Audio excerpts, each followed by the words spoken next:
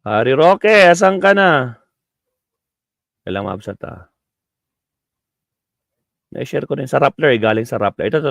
Galing sa Rappler to Asylum is protection given by the country to a person who has left their home country as a political refugee. Ang isang puganteng si Harry Roque Mabsat, Netherlands denies Harry Roque's asylum bid according to DOJ. Although na-interview na naman si Harry Roque kanina, sabi niya na strike 2 na daw ang DOJ kasi daw hindi naman daw totoong denied ang kanyang tawag nito, denied ang kanyang asylum. Pumunta lang daw siya, ito yung sabi niya eh. Ito. Sabi ni Harry Roque, kanina lang to tingnan natin. Actually, abang pag-uwi ko kaninang mga bandang anong oras ba? Basta yung naibalita sa news sa GMA, strike 2 na ang DOJ secretary, really. Una, sinabi niya meron daw akong multiple passports. Which is true naman, multiple passport naman. Marami ka naman talagang passport. Hindi naman kasinungalingan yun, di ba? Meron kang passport, personal passport, at saka meron kayong passport yung panahon na ka na pinakita mo pa nga, di ba? So, totoo naman. Itong talaga si Harrieta, baliktad ang utak, no? Attorney ka ba talaga? 'Di ba? Tapos ngayon denied naman sa asylum. Ano ito? Nakalap na impormasyon sa usapang Marites. My trip to Germany was a pre-planned activity. Planado daw yung pagpunta niya sa Germany. Together with Maharlika, the visit was upon the invitation of Filipino community in Germany where administered the outtaking of the proud members of Maisog daw. Maisog Germany. Di ba? Ngayon, check natin yung ibang balita dito. Harry Roque.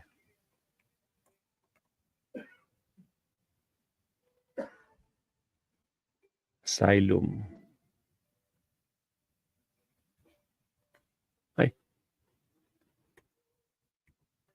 Yan natin Hindi lang actually ko nang nagsabi niyan. Ito, pakinggan natin sinabi ni Hikon. Tingnan natin Netherlands. Kaya alam ko hindi siya nabigyan ng asylum ng Netherlands. Kaya nasa Germany na ang pagbibigay nito kung sa pangasalan.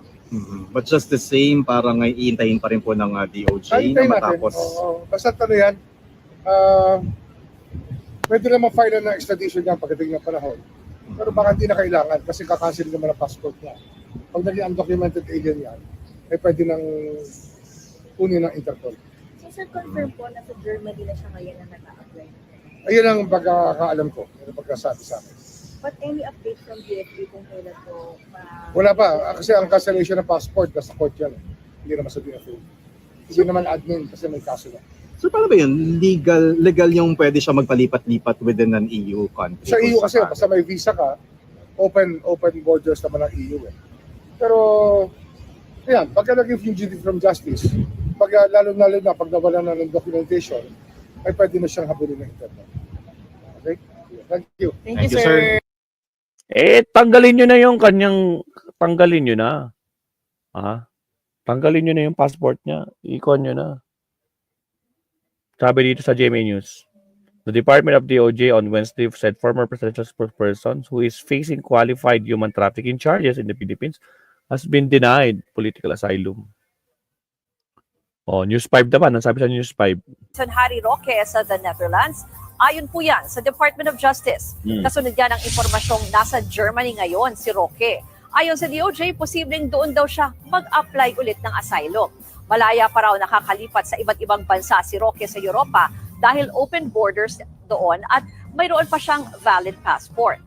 Nahaharap si Roque sa kasong qualified at regular human trafficking kaugnay sa umano'y pagkakasangkot niya sa sinalakay na Pogo Hub sa Porac, Pampanga.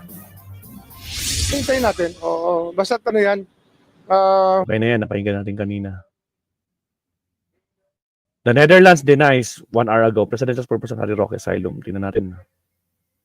Sana hindi tayo copyright ni Con, no? who says it is now up to Germany to give Roque asylum. Asylum is protection given by a country to a person who has left their home country as a political refugee.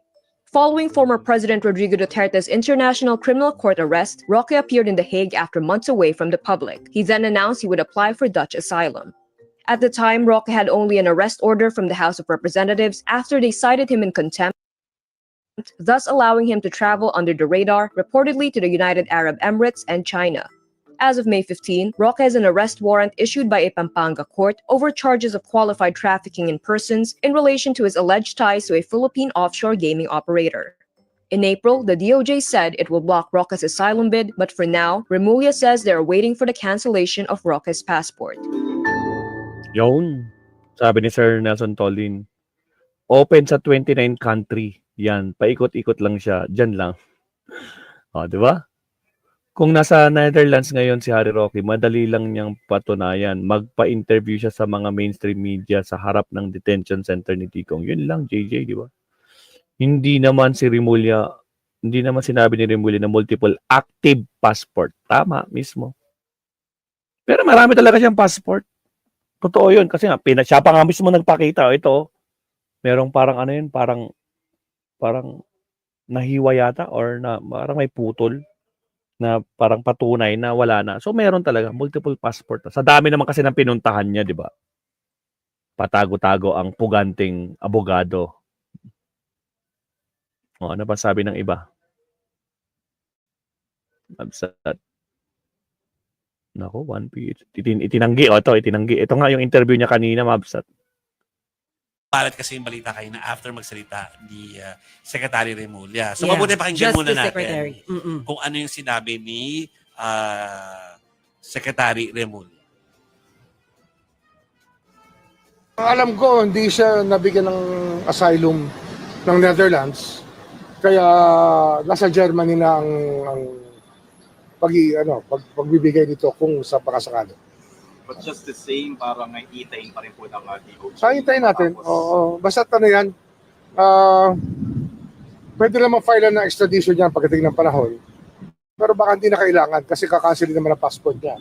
Pag naging undocumented alien yan, ay pwede nang kunin ng Interpol. Kung nandito lang si Isaac Guerra, kinanta na yung pagdating ng panahon.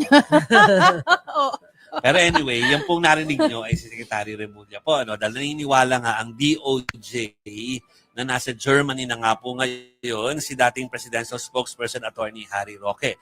Ayon kay Justice Secretary Boying Remulla nga, ay ang pagkakaalam nila ay na-deny. Pagkakaalam niya, take note po, ay denied na daw po yung asylum request si Roque sa the Netherlands. Kaya maaari raw na nagbabakasakali ngayon itong si Attorney Harry na mag-apply naman ng asylum sa kanyang entry point doon o nagbigay ng visa niya or ng Schengen visa niya na Germany.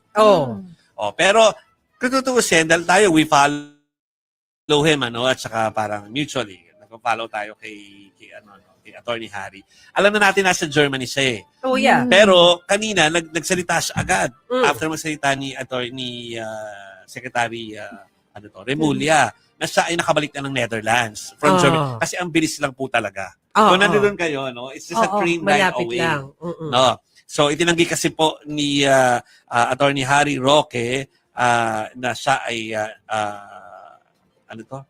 na siya ay tinanggihan na ng Netherlands. At saka nasa Germany. Ngayon daw ay nasa Netherlands siya ulit. At tinawag niya na purveyor of fake news si Remulla. Ano nga ba sabi sa statement? I'm not surprised that the Marcos Jr. administration through the Department of Justice has become the purveyor of fake news. Yeah. Okay?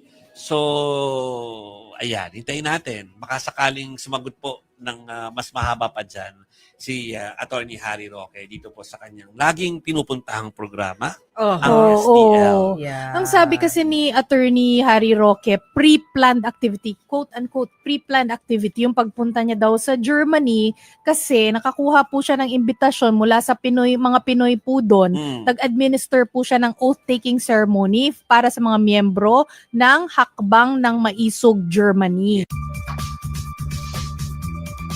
Alright. Thank you. Oh, kalat na kalat mga basta to. Inquirer, GMA News, Rappler, di ba? Good luck sa'yo, Harry Roque. No? Di bali, malapit-lapit ka na. Konting kembot na lang.